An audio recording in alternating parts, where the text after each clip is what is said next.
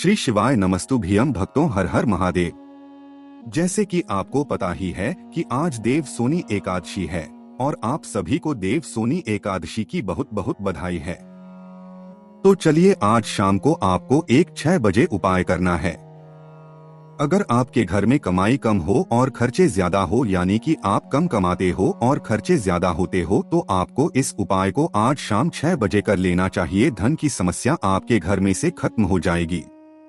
तो चलिए सभी लोग इस देव सोनी एकादशी का उपाय जान लेते हैं। ये उपाय मैं आपको पूज्य पंडित प्रदीप जी मिश्रा जी की क्षमाप्राण कथा से ही बता रहा हूँ। तो आइए हम सभी लोग उपाय को जान लेते हैं। देखिए, इस वीडियो में मैं आपको टोटल 3 उपाय बताने वाला हूँ, ठीक है। तीनों उपाय आपके लिए ही होने वाले हैं, तो आप तीनों उपायों को अच्छे से सुनकर जाना, ठीक है। पहला उपाय जो कि धन की समस्या के लिए होने वाला है। अगर आपके घर में भी 100 रुपए कमाते हैं, 200 रुपए खर्च होता है, आप कितना भी कमाते हो पर उससे ज्यादा खर्च है, तो आपको इस उपाय को कर लेना चाहिए, ठीक है। इस उपाय को कैसे करना है? मात्र आपको आज 7 बेलपत्र की जरूरत पड़ेगी, ठीक है। 7 बेलपत्र आपको ले लेना है। वो 7 बेलपत्र कहीं से कटी फिटी नहीं होनी चाहिए, इस बात का आपको ध्यान रखना है। 7 आपको बेलपत्र ले लेना है। साथ ही साथ आपको जरूरत पड़ेगी गंगाजल की, ठीक है। गंगाजल मात्र 1 चम्मच गंगाजल आपको ले लेना है, ठीक है, ले लेना। साथ ही साथ आपको 1 लोटा जल की जरूरत पड़ेगी, ले लेना। और जो आपने 7 बेलपत्र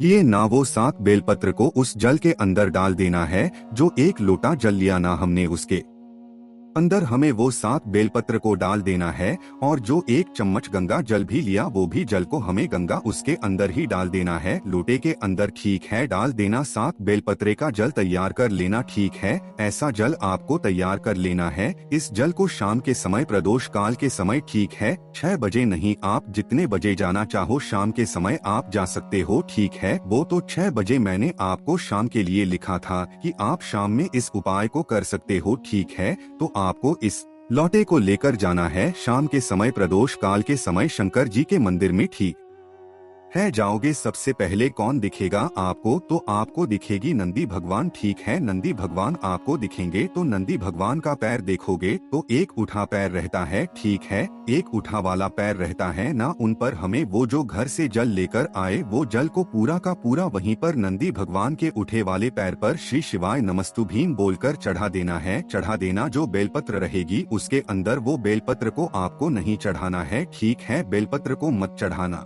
लोटे के अंदर ही रहने देना। वापस कह रहा हूँ, बेलपत्र को मत चढ़ाना, लोटे के अंदर ही रहने देना, ठीक है। जल सिर्फ आपको नंदी भगवान के चरण पर चढ़ा देना है। चढ़ाने के बाद आप अंदर जाओगे तो आपको कौन दिखेंगे? शिवजी दिखेंगे ना, शिवजी के शिवलिंग दिखेंगे ना। तो जो लौटे में आपके 7 बेलपत्र बची है, उन 7 बेलपत्र को श्री शिवाय नमस्ते बोलकर शिव शंकर से आपकी मनोकामना कहकर, जो धन की समस्या है वो कहकर, एक एक बेलपत्र को आपको आज के दिन चढ़ा देना है। जो व्यक्ति एकादशी के दिन इस उपाय को करता है, उसके घर में धन संपदा की कमी फिर नहीं आ पाती है। इस उपाय से तो आप लोग इस उपाय को अवश्य करना। पत्री वाले को अब जानते हैं हम सभी लोग दूसरा उपाय जो कि होने वाला है आपकी फिर से धन की समस्या के लिए, ठीक है। आप मान लो कि आपको बेलपत्र नहीं मिलती है, तो फिर क्या करोगे आप? इसलिए दूसरा उपाय भी आप लोगों के लिए धन की समस्या के लिए ही लेकर आया हूँ, ठीक है। इस उपाय को कैसे करना है? मात्र आपको 1 शमी का फूल लगेगा, ठीक है। शमी का आपको 1 फूल लगेगा। शमी का फूल अभी देखा जा रहा है कि सीजन में भी शमी का फूल आ रहा है, बल्कि इस सीजन में नहीं आता है पर फिर भी आ रहा है, क्योंकि पानी आ रहा है ऊपर का, और साथ ही साथ गर्मी भी बढ़ रही है, तो इस कारण से शनि के फूल भी देखने हमें मिल रहे हैं, ठीक है। तो 1 शमी का फूल हमें ले लेना है, ठीक है, ले लेना। शमी के फूल को शाम के समय, प्रदोष काल के समय हमें लेकर जाना है शंकर जी के मंदिर में आज ही के दिन, एकादशी के दिन, ठीक है। जाओगे एकादशी के दिन आपको शंकर जी की शिवलिंग पर उस फूल को चढ़ा देना है, ठीक है। चढ़ाओगे तब श्री कहकर, और जो भी आपकी कामना है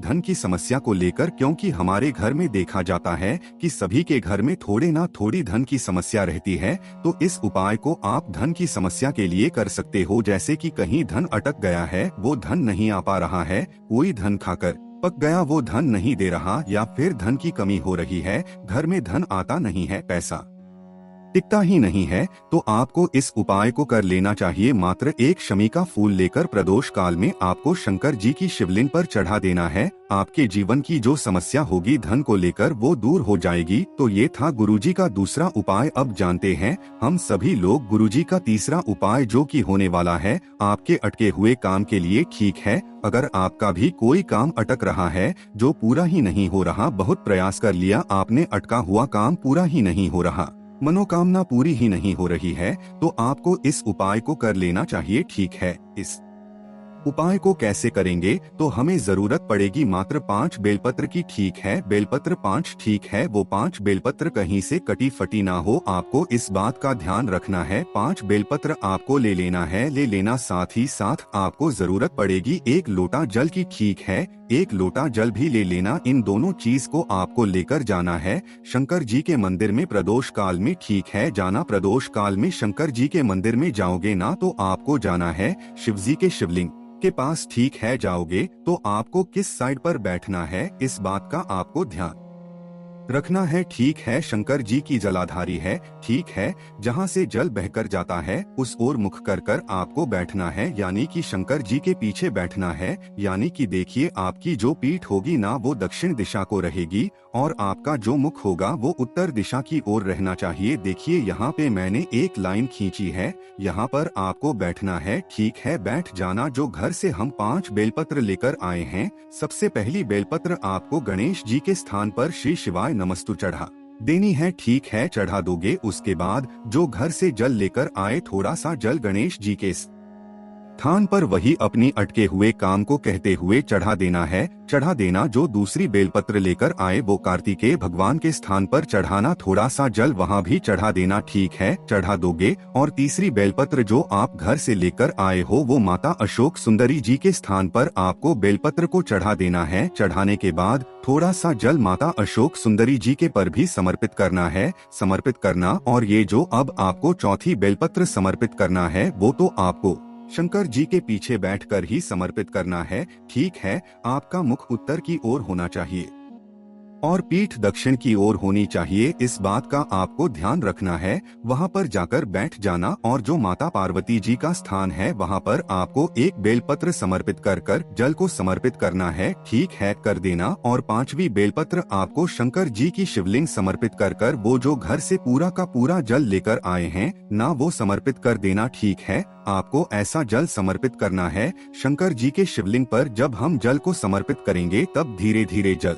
चढ़ाना है और श्री शिवाय नमस्तु भी हम मंत्र का जाप करना है। और जो भी आपका कष्ट हो, जो भी आपकी तकलीफ हो, जो भी आपका कष्ट हो, वही सब कहते हुए आपको शंकर जी के शिवलिंग पर धीरे धीरे जल को चढ़ाना है। जो व्यक्ति एकादशी के दिन इस उपाय कर लेता है उसके सारे अटके हुए काम बनना शुरू हो जाते हैं इस उपाय से। तो आप लोग इस उपाय को अवश्य कर सकते हो। तो ये थे गुरुजी के तीनों उपाय। अगर आपको कुछ नहीं समझ आया हो तो कमेंट में पूछ लेना। कमेंट में मैं आपको हमेशा जवाब देता हूँ, तो आप कमेंट में पूछ सकते हो। तो बस यही थे गुरुजी के उपाय। अगर आपको वीडियो पसंद आया हो तो वीडियो को लाइक कर कर चैनल को सब्सक्राइब अभी कर लीजिए। तो बस यही थे गुरुजी के उपाय। आज की इस वीडियो में इतना ही। श्री शिवाय नमस्तुभ्यम। हर हर महादेव।